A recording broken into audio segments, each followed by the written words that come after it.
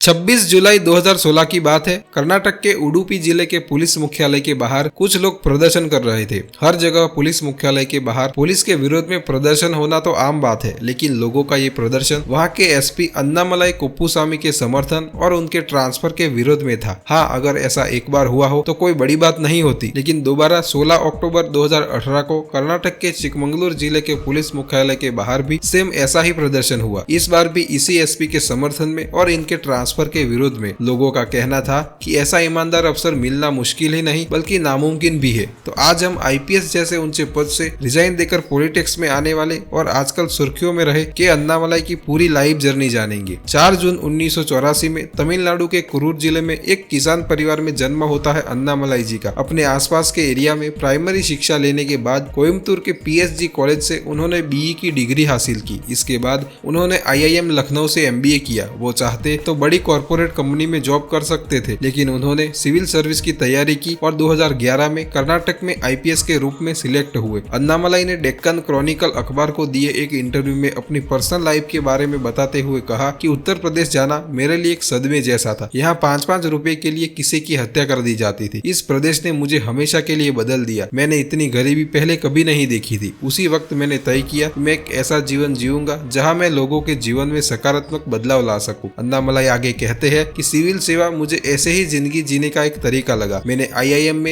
International कंपनियों में placement लेने की जगह सिविल सेवा की परीक्षा दी। मुझे आईएएस बनना था, लेकिन कम नंबर आने की वजह से मैं आईपीएस बन गया। हालांकि 25 मई 2019 को उन्होंने अपने पद से इस्तीफा दे दिया। इस्तीफे के वक्त अन्नामलाई बेंगलुरु दक्षिण के डीसीपी थे और लोग उन्हें सिंघम के टाइटल से बुलाते थे। उन्होंने स्टैंपिंग बियॉन्ड खाकी के नाम से एक किताब भी लिखी है। 25 अगस्त 2020 को अन्नामलाई बीजेपी में शामिल हो गए और लगभग एक साल बाद ही यानी 9 जुलाई 2021 को उन्हें तमिलनाडु बीजेपी का प्रदेश अध्यक्ष बनाया गया। अन्नामलाई कोंगू वेल्लार जाति के हैं। इनकी जाति आजादी के वक्त तो फॉरवर्ड जाति थी, लेकिन 1975 से इसे बैकवर्ड जाति का दर्जा दे दिया गया। 2021 में तमिलनाडु बीजेपी के प्रदेश अध्यक्ष बनने वाले अन्नामलाई कुप्पुस्वामी 36 साल की उम्र में एक राज्य के प्रदेश अध्यक्ष बनने को राजनीतिक जानकार बड़ी कामयाबी के तौर पर देख रहे हैं। उन्होंने पूरे तमिलनाडु में पैदल चल के इन मक्कल यात्रा की है। जानकार इसे बीजेपी की छोटी जातियों को लुभाने की नीतिगत फैसले से जुड़ा कदम मानते हैं, क्योंकि दलित समाज से आने वाले पूर्व अध्यक्ष एल मुरुगन को मोदी कैबिनेट के विस्तार में जगह मिली और साथ ही पार्टी के एक व्यक्ति एक पद की नीति के तहत नए अध्यक्ष के चयन का फैसला किया गया। हाल ही में तमिलनाडु में हुए विधानसभा चुनाव में अन्नामलाई बीजेपी की तरफ से चुनाव भी लड़े थे, पर उन्हें हार का सामना करना पड़ा था। अरवाकुरुची सीट से चुनाव लड़ने वाले अन्नामलाई को 24,300 वोट से हार मिली थी। अन्नामलाई के लिए कहा जाता था कि वो जहाँ भी जाते लोगों के चहेते बन जाते। वो काम ही कुछ ऐसा करते थे। 17 जून 2015 की बात है।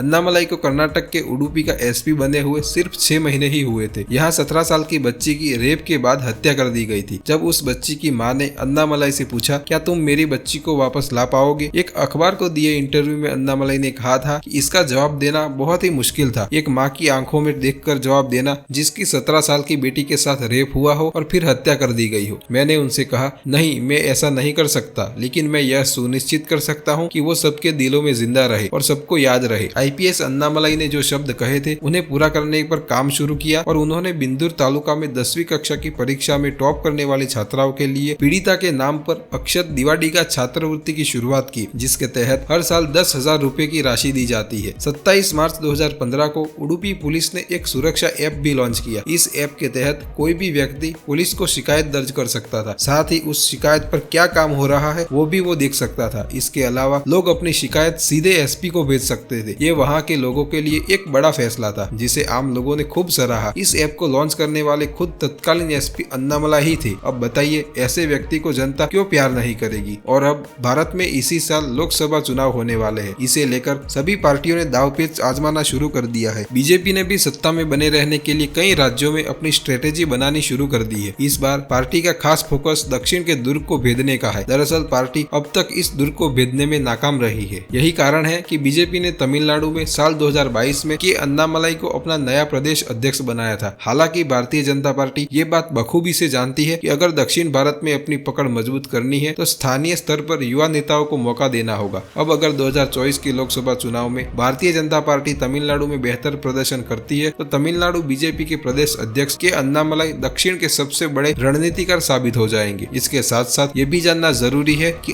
अन्नामलाई इतने चर्चा में क्यों है। दरअसल अन्नामलाई अब तमिलनाडु बीजेपी के अध्यक्ष है और उनकी वजह से एनडीए गठबंधन में बड़ा बवाल हो गया है। उनसे नाराज होकर एआईएडीएमके ने बीजेपी से नाता तोड़ लिया है। एआईएडीएमके के नेता तमिलनाडु में बीजेपी प्रदेश अध्यक्ष अन्नामलाई के हालिया बयानों से नाराज थे। हाल ही में अन्नामलाई ने द्रविड़ आइकन सीएन अन्नादुरई पर टिप्पणी की थी। 11 सितंबर को उन्होंने आरोप लगाया कि अन्नादुरई ने साल 1956 में मैदुरई में एक कार्यक्रम में हिंदू धर्म का अपमान किया था। अन्नामलाई के मुताबिक अन्नादुरई को अपनी टिप्पणी के बाद मदुरई में छिपना पड़ा और जब तक माफी नहीं मांगी तब तक वो बाहर नहीं आ सके। बीजेपी प्रदेश अध्यक्ष अन्नामलाई के इस बयान को लेकर एआईएडीएमके में भारी नाराजगी थी। उसके वरिष्ठ नेताओं ने अन्नामलाई से माफी मांगने को कहा, लेकिन बीजेपी स्टेट प्रेसिडेंट का साफ कहना था कि उन्होंने कुछ गलत नहीं बोला, इसीलिए माफी नहीं मांगेंगे। इसके बाद एआईएडीएमके की तरफ से अन्नामलाई के इस्तीफे की मांग की गई, जिसे लेकर बीजेपी में सहमति नहीं बनी और कुल मिलाकर गठबंधन टूट गया। अब थोड़ा ये भी जान लेते हैं कि अन्नामलाई कैसे बीजेपी के लिए फायदेमंद हो सकते हैं। दक्षिण भारत में भारतीय जनता पार्टी साल 2014 और 2019 के लोकसभा चुनाव में मोदी लहर होने के बावजूद भी कुछ खास नहीं कर पाई थी। ऐसे में अन्नामलाई का प्रदेश अध्यक्ष होना पार्टी को फायदा पहुंचा सकता है। दरअसल अन्नामलाई न सिर्फ तमिलनाडु के लोकल नेता है बल्कि युवा नेताओं में भी शामिल है। इससे लोगों के बीच ये संदेश जाएगा कि बीजेपी समय के साथ चलने वाली पार्टी है। ये न सिर्फ स्थानीय लोगों को मौका दे रही है बल्कि युवाओं और शिक्षित लोगों को भी अपनी पार्टी में शामिल कर रही है। इसके साथ साथ अन्नामलाई जिस समुदाय से आते हैं उसी से पलानी स्वामी भी आते हैं। पलानी स्वामी वेल्ला गोंडार जाति के बड़े नेता भी माने जाते हैं और इस जाति का तमिलनाडु में एक रणनीतिक महत्व है। ऐसे में अन्नामलाई पलानी स्वामी के वोट बैंक से सीधा बीजेपी को फायदा पहुंचा सकते हैं। अब समझते हैं दक्षिण के सियासी समीकरण को जिस पर बीजेपी की नजर है। इसी साल लोकसभा चुनाव होने वाले हैं। ऐसे में दक्षिण भारत के तमिलनाडु, केरल, तेलंगाना, आंध्र प्रदेश और कर्नाटक में लोकसभा की कुल 129 सीटें हैं। केंद्र शासित पुडुचेरी में भी एक सीट है। ऐसे में दक्षिण भारत में कुल सीटों की संख्या 130 हो जाती है। 2019 में भारतीय जनता पार्टी ने 303 सीटें अपने नाम की थी, लेकिन दक्षिण भारत के इन 130 सीटों में से 29 सीटें ही मिली थी, जिसमें कर्नाटक की 25 सीटें शामिल है। दक्षिण के 3 राज्यों तमिलनाडु, केरल और आंध्र प्रदेश में भारतीय जनता पार्टी अपना खाता तक नहीं खोल पाई थी और दक्षिण भारत के 3 राज्यों की सीमा तमिलनाडु की सीमा से सटी हुई है। इन राज्यों में आंध्र प्रदेश, कर्नाटक और केरल शामिल है। जयललिता के निधन के बाद इन राज्यों में विपक्ष पूरी तरह कमजोर पड़ गई है। बीजेपी को जड़ें जमाने के लिए यही आसान मौका दिख रहा है। अब जान लेते हैं तमिलनाडु के लिए बीजेपी की क्या रणनीति है। इस साल होने वाले लोकसभा चुनाव को देखते हुए पंजाब में बीजेपी के गठबंधन टूटने के बाद रणनीतिकारों ने अपनी समग्र संख्या बनाए रखने के लिए दक्षिण में एंट्री करने की आवश्यकता को महसूस की है। दक्षिण भारत में अपनी पकड़ बनाने के लिए पार्टी ने ऑपरेशन दक्षिण विजय को तैयार किया है। इस मिशन का मूल उद्देश्य उत्तर दक्षिण विभाजन को कम करना और साल 2024 के लोकसभा चुनाव की तैयारी करना है। प्रधानमंत्री नरेंद्र मोदी और गृह मंत्री अमित शाह सहित बीजेपी के कई शीर्ष नेताओं ने दक्षिण भारत के अलग अलग राज्यों का दौरा करना शुरू कर दिया है। देखा जाए तो तमिलनाडु में बीजेपी का गठबंधन टूटना बड़े झटके जैसा है, लेकिन फिर भी पार्टी अन्नामलाई के साथ मजबूती से खड़ी है। आखिर अन्नामलाई में ऐसा क्या है जो बीजेपी उनकी कुर्बानी नहीं देना चाहती? ये हर कोई जानना चाहता है जो राजनीति में थोड़ा बहुत इंटरेस्ट रखता है। तो आज का ये वीडियो उम्मीद करता हूँ समझने में आसानी रही होगी। अगर हमारा काम आपको थोड़ा बहुत वैल्यूएबल लगता है तो प्लीज चैनल को सब्सक्राइब करके हमें सपोर्ट करें। जय हिंद, जय भारत।